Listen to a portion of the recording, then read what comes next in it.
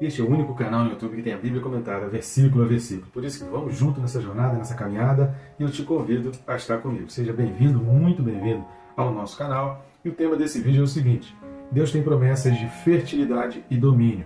Calma, não sai daí, fica comigo até o final, vamos junto.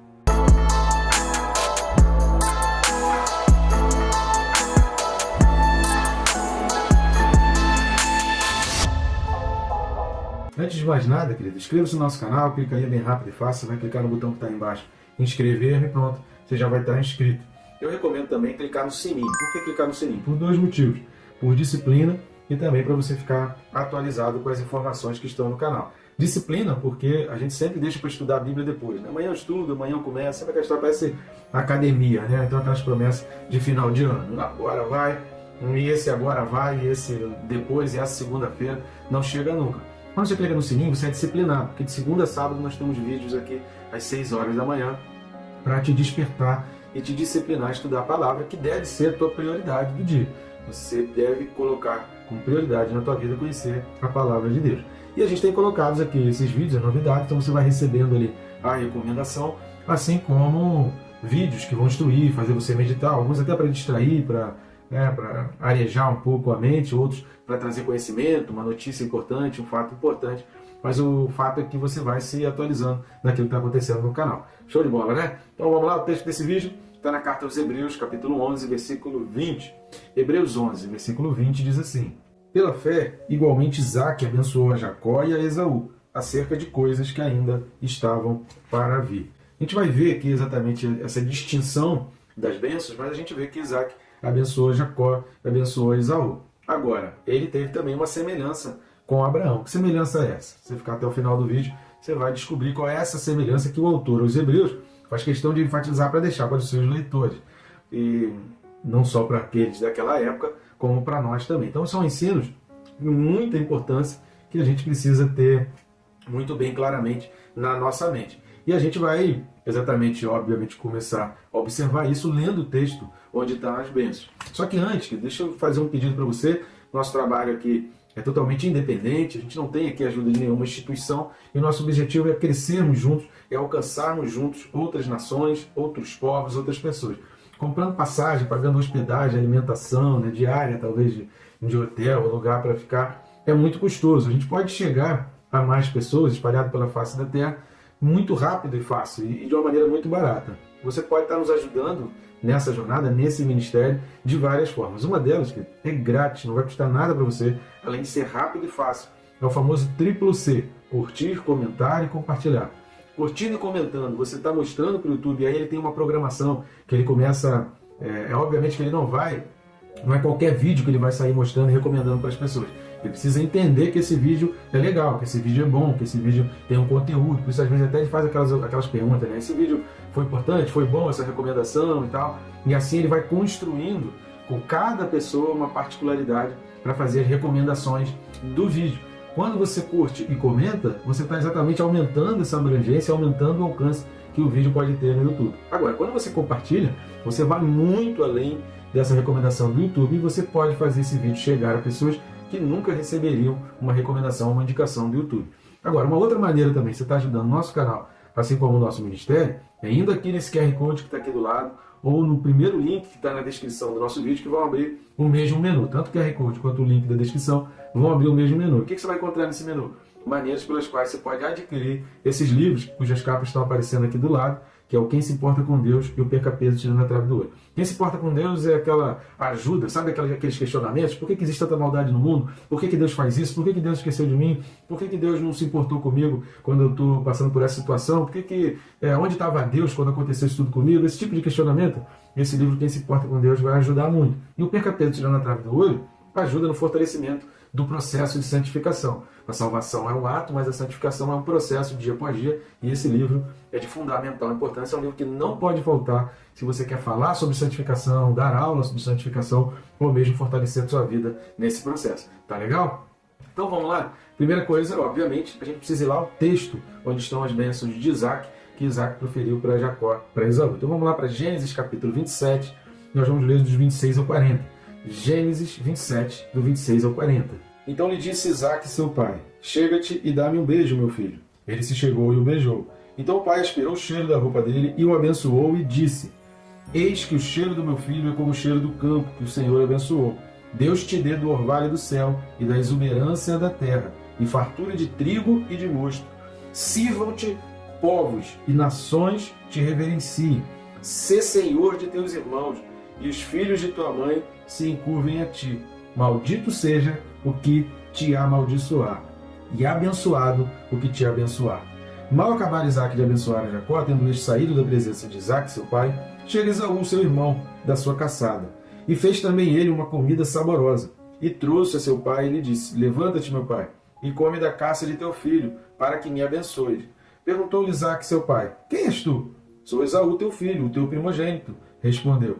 Então estremeceu Isaque de violenta comoção e disse: Quem é, pois, aquele que apanhou a caça e matou-se? Eu comi de tudo antes que viesses, e o abençoei, e ele será abençoado. Como ouvisse Esaú tais palavras de teu pai, bradou com profundo amargor, e lhe disse: Abençoa-me também a mim, meu pai. Respondeu-lhe o pai: Veio teu irmão astuciosamente, e tomou a tua bênção.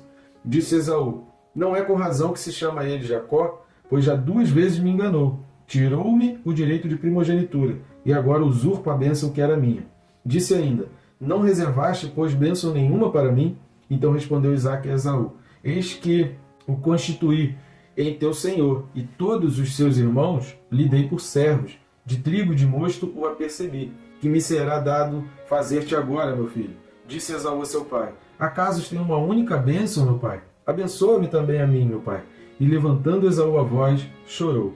Então lhe respondeu Isaque, seu pai: Longe dos lugares férteis da terra será a tua habitação, e sem orvalho que cai do alto.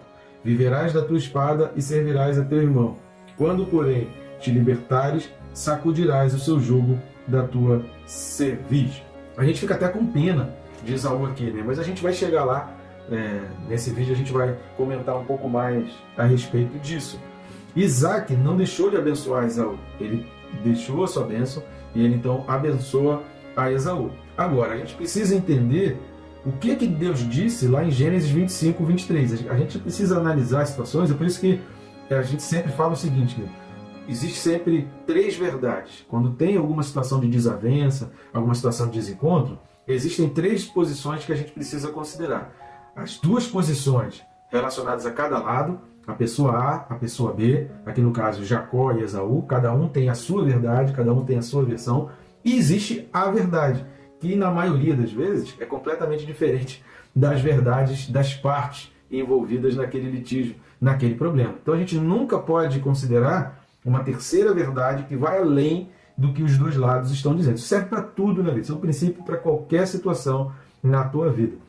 Então vamos dar uma lida lá em Gênesis, capítulo 25, versículo 23. Gênesis 25, 23 fala assim: Respondeu-lhe o Senhor: 2 nações há no teu ventre, 2 povos nascidos de ti se dividirão. Um povo será mais forte que o outro, e o mais velho servirá o mais moço.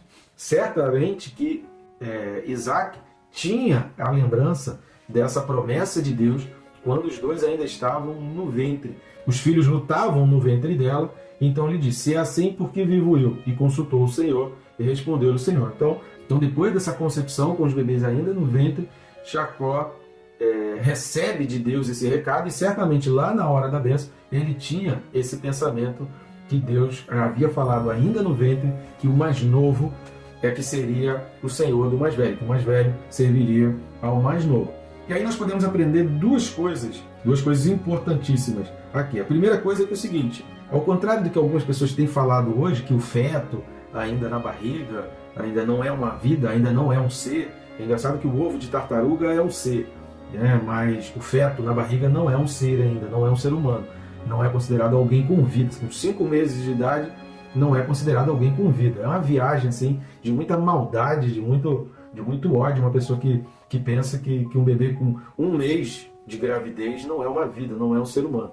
Isso é muita maldade, querida, é muita tristeza a gente vê pessoas querendo convencer outros de que aquilo daria qualquer coisa, menos um ser humano. Ao contrário, então, de todo esse pensamento, a Bíblia afirma que no ventre são 2 seres que têm personalidades, que têm as suas vidas, que têm as suas bênçãos, que têm promessas de futuro, que têm cuidado de Deus e que precisam ser considerados como seres distintos.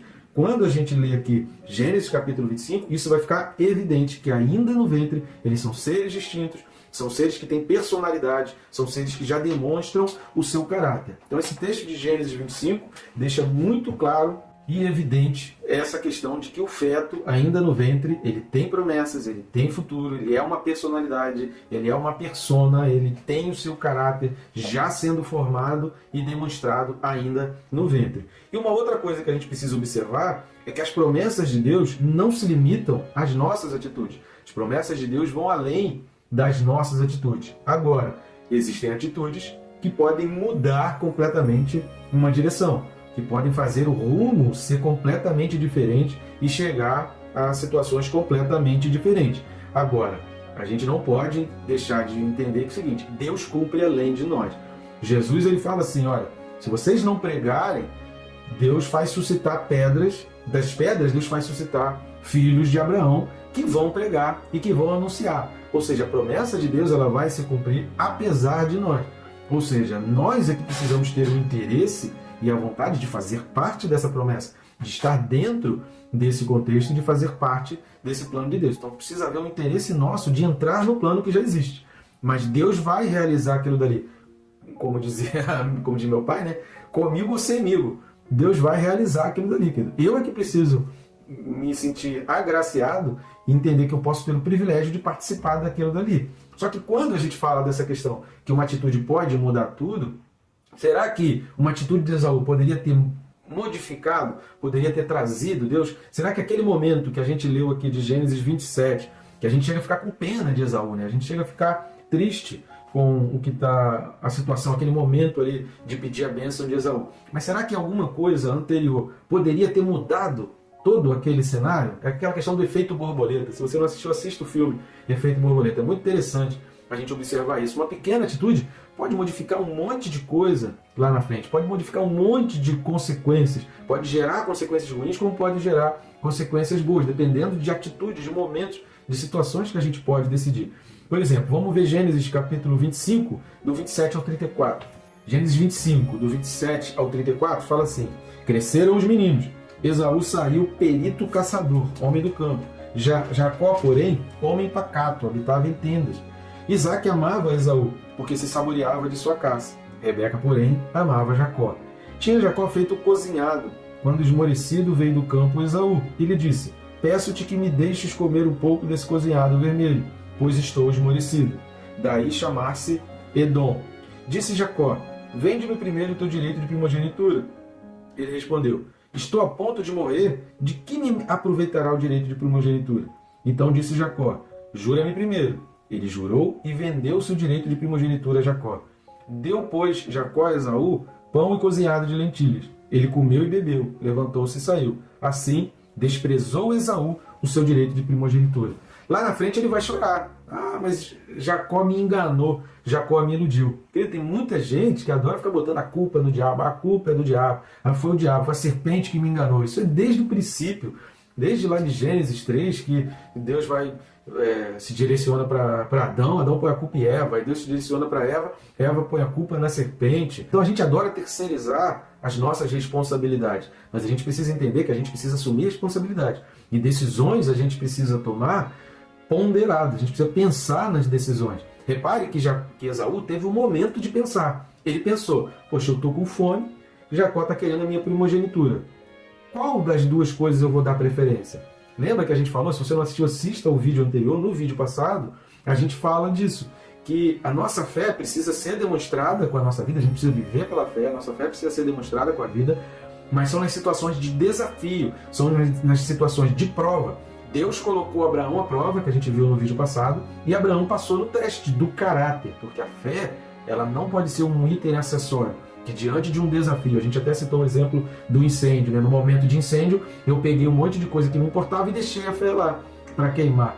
Diante de uma situação de desafio, a fé não pode ser um desses itens que eu vou, naquele momento de desespero, pensar se eu pego ou não. A fé tem que ser parte de mim, eu posso pensar em qualquer outro item, mas a fé, ela já não pode fazer parte desse item que eu escolho carregar ou não. Ela faz parte da minha vida, ela já nem pode mais ser separada de mim, de tão misturada na minha vida que a fé está. E aqui nessa situação, nesse contexto aqui do prato de lentilha, Esaú demonstrou que a fé era um acessório. E aí ele colocou a fé de um lado e a primogenitura do outro como sendo dois acessórios. Ou seja, ele não acreditou no poder de Deus, ele não acreditava no poder de Deus e ele não considerava aquele direito de primogenitura algo inquestionável, algo inegociável.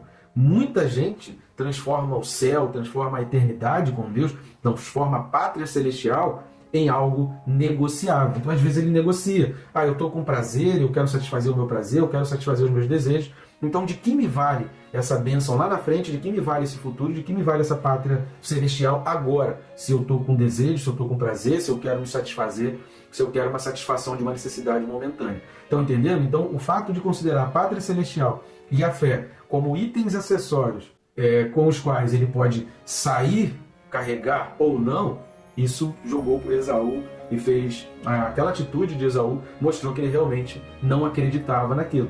E aí não adiantou chorar depois. Percebemos que são diante de desafios, diante de lutas, que nós podemos tomar atitudes que podem mudar completamente destinos. Precisamos aproveitar sabiamente cada oportunidade a nós. A gente vai ler daqui a pouco o texto de Hebreus, no capítulo 12. Aliás, vamos ver agora, né? Em Hebreus capítulo 12, o autor lá vai mencionar de novo Esaú. Mas veja o que ele fala a respeito de Esaú. Hebreus 12, 16 e 17. Diz assim: nem haja algum impuro ou profano como foi Esaú, o qual por um repasto vendeu seu direito de primogenitura. Pois sabeis também que posteriormente, querendo herdar a bênção, foi rejeitado, pois não achou lugar de arrependimento, embora com lágrimas o tivesse buscado. Por que ele não achou lugar de arrependimento? Por que aquelas lágrimas lá diante de Isaac não foram suficientes para ele pegar a bênção de novo? Porque ele não tinha aquilo como realmente importância. Ali naquele momento é que ele foi perceber a besteira que ele fez. Só que aí já é tarde. E Deus vai usar isso em dois momentos. Aqui em Hebreus, ele vai dizer que Esaú era profano e libertino, ou seja, ele vai associar essa atitude de Esaú, quando a gente não considera a pátria celestial e a fé como coisas inegociáveis, como algo que é parte de nós, que a nossa vida está nisso, quando a gente considera isso como um item acessório, a Bíblia vai chamar isso de prostituição, de lascívia, e vai dizer que a gente está agindo de maneira profana. Então a gente está profanando o nome do Senhor, a gente está profanando as coisas de Deus, ou seja, a gente está considerando as coisas de Deus que deveriam ser importantes e inegociáveis para a nossa vida, a gente está considerando como uma coisa qualquer, como uma coisa desprezível. E Deus não se agrada. Então a blasfêmia contra o Espírito Santo faz a mesma coisa, faz a gente considerar a fé e a pátria celestial como algo desprezível. Por isso que a blasfêmia contra o Espírito Santo não é perdoada. E um outro exemplo em que a Bíblia vai trazer essa questão de Esaú é quando diz que no inferno haverá choro e ranger de dentes. Ou seja, as pessoas vão ter a noção, poxa, por que naquela hora, por que naquele momento, por que naquela fase da minha vida eu não acreditei na pregação daqueles malucos dos crentes? Por que naquele momento aquele crente doido veio para mim? Por que aquele vídeo que alguém compartilhou para mim eu não assisti até o final e eu não consegui me arrepender?